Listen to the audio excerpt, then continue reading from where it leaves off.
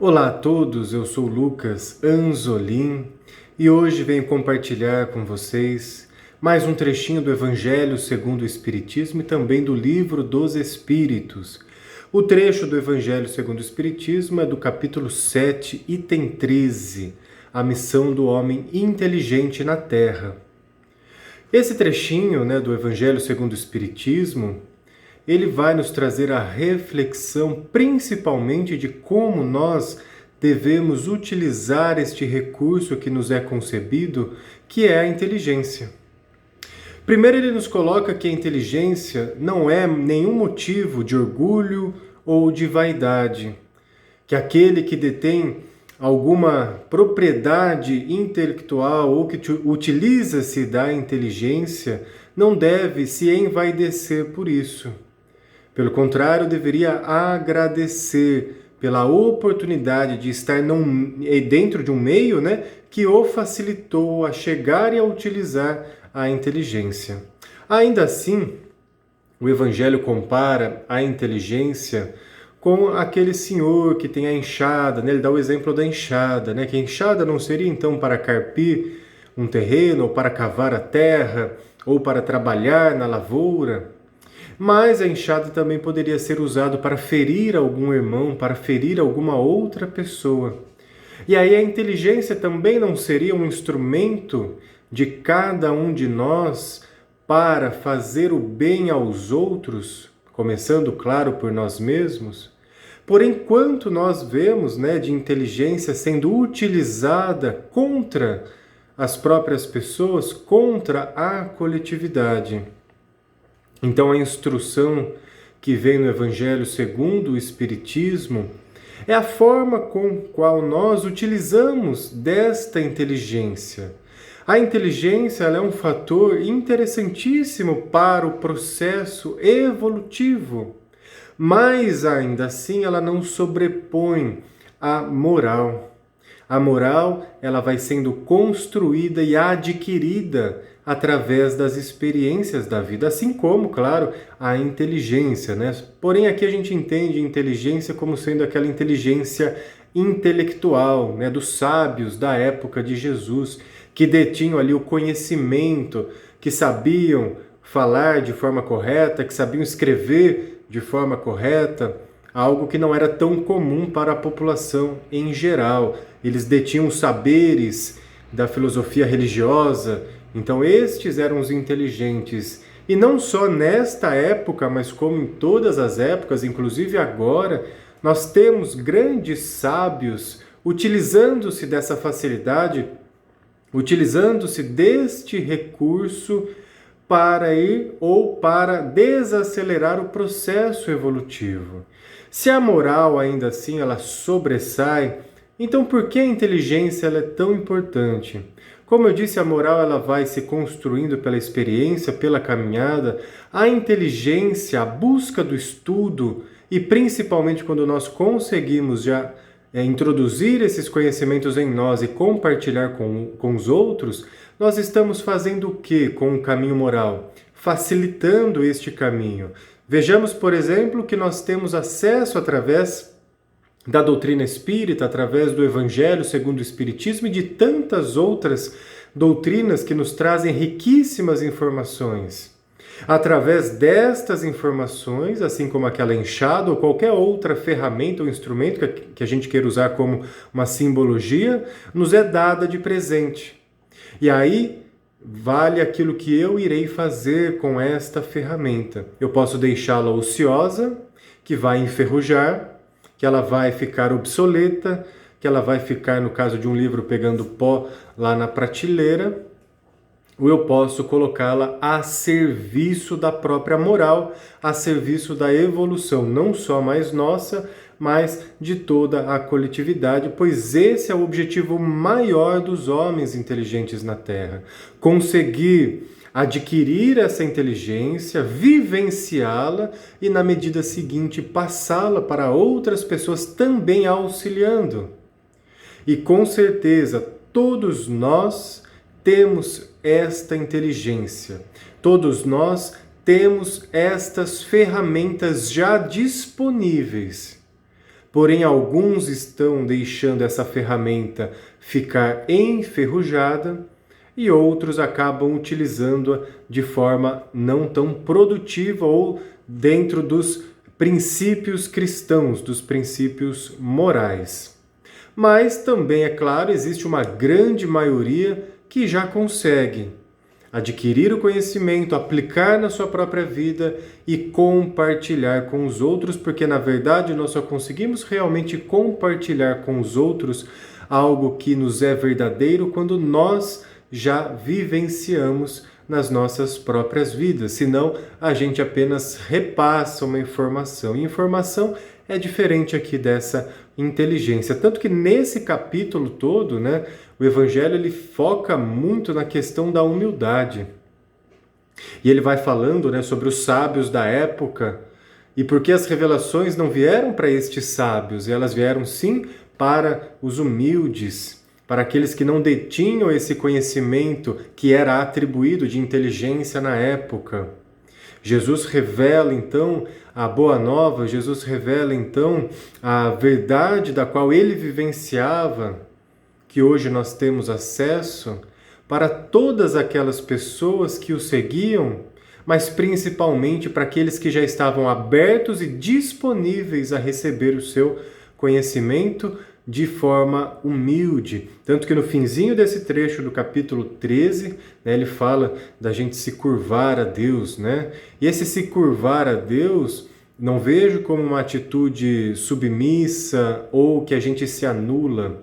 Seria um anular do ego, ok. Mas aqui nós estamos reconhecendo a grandiosidade desse Deus que está em tudo e em todos. E aqui nos colocamos no nosso lugar apenas de instrumentos, daquele que serve o que Jesus nos deixou, aquele que serve os princípios de Deus que já fazem parte de nós, mas ou eles estão adormecidos ou às vezes eles estão sendo usados numa outra polaridade que não é tão saudável assim.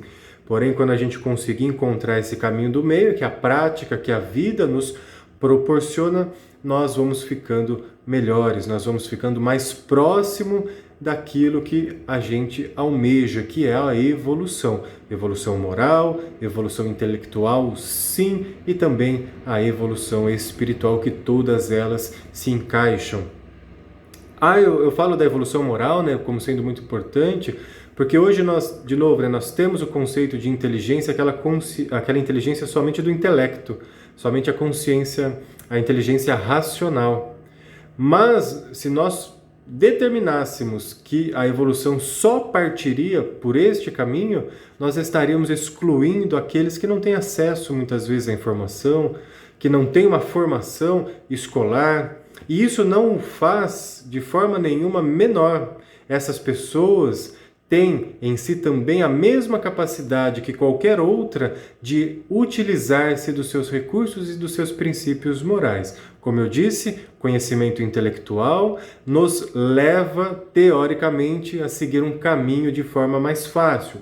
Nem sempre, se nós utilizarmos o conhecimento, a inteligência contra nós e contra a coletividade, ele não estará sendo realmente algo fundamental no processo evolutivo. Mas a moral e a humildade, principalmente, que é colocada nesse capítulo do Evangelho, que é o capítulo 7, nos faz ficar mais próximos de Deus, nos faz ficar mais próximos de Jesus e da própria evolução. Então, quem também tiver, né, essa curiosidade, releia este capítulo, vai trilhando ponto a ponto, porque ele fala quase que o capítulo inteiro sobre essa humildade, né? E não uma humildade que é apenas vendida, né, de forma vazia, aquela humildade que é na prática.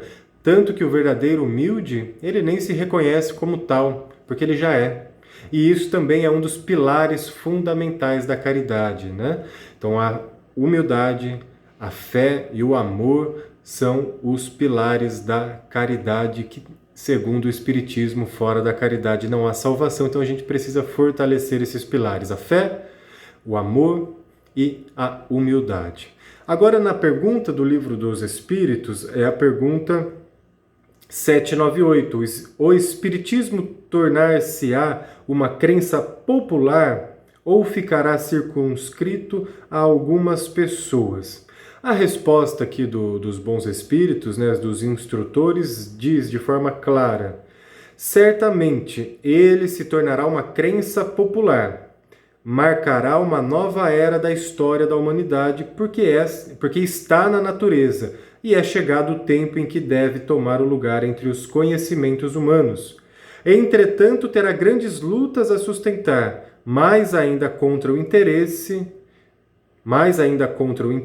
que contra a convicção, pois não é preciso dissimular que haja gente interessada em combatê-lo, uns por amor próprio, outros por causas inteiramente materiais. Eu vou parar nesse trechinho aqui, porque aqui o Livro dos Espíritos ele diz que sim, né? Então, o Espiritismo ele tem essa tendência a se tornar uma crença popular. E aí a gente precisa separar em duas partes. Primeira, se nós olharmos, né, desde quando foi lançado o Livro dos Espíritos até hoje, enquanto religião, o Espiritismo não se tornou a nível global tão popular assim, a nível religioso, prática religiosa. Tanto que o Brasil é onde há mais espíritas, pelo menos praticantes, né? Talvez não declarados, mas praticantes em todo o planeta. E enquanto filosofia ou princípio de pensamento, aí sim nós podemos começar a entender, então, que o Espiritismo se tornará essa crença popular. Hoje é muito mais falado, muito mais comum o pensamento espírita dentro de outras religiões. De novo, né, separando agora o lado da religião em si, da prática, dos fundamentos religiosos, mas do conceito, do princípio moral da qual o Espiritismo se estrutura, dos saberes que o Espiritismo nos explica. Isso evoluiu de tal forma, desde a publicação do Livro dos Espíritos até hoje, de forma muito grande.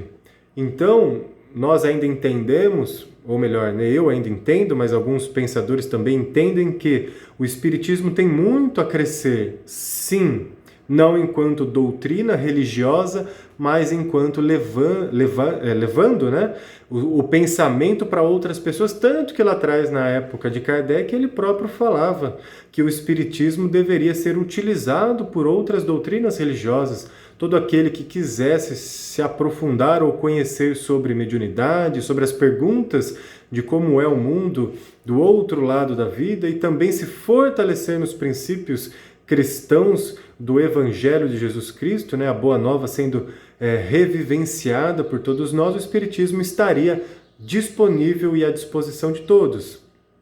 Então essa massa que hoje tem acesso a esse conteúdo tende a aumentar. Não, de novo, por um princípio somente religioso, mas principalmente pelo princípio das convicções, que é o que o Livro dos Espíritos deixa bem claro, né? Então ele coloca aqui que terá grandes lutas, né, para sustentar, enfim, essa caminhada, mais ainda contra o interesse do que contra a convicção. Então pode sim, como há sempre contrariedades, né, devido aos interesses de cada um, devido aos interesses de cada agremiação, de cada filosofia, mas ainda assim essa briga, digamos, que nós criamos, ela é mais por interesse, não discutindo especificamente a convicção da reencarnação, a convicção da doutrina de Jesus, a convicção do amor, da caridade. Hoje, talvez, quando a gente fala de reencarnação, pode gerar até mais conflito em comparação com outras crenças religiosas que não a consideram, está tudo certo. Mas quando a gente fala de caridade, por exemplo, que é uma das máximas do Espiritismo, é um pensamento comum de que caridade é algo correto. Talvez mude um pouquinho a forma de praticá-la ou não, mas a caridade já é um senso comum. Quando a gente fala de humildade, já é um senso comum. Amar ao próximo como a si mesmo, já é um senso comum. Então veja que esse pensamento, de alguma forma, ele já está em todos nós, e eu acredito ainda que esse processo de evolução, não da doutrina enquanto religião, mas da doutrina enquanto filosofia de vida, vai ainda se estender por um período de tempo, até para que a coletividade, né, de modo geral, consiga vivenciar a vida da qual nós todos almejamos, que é chegar mais próximo das experiências ensinadas por Jesus.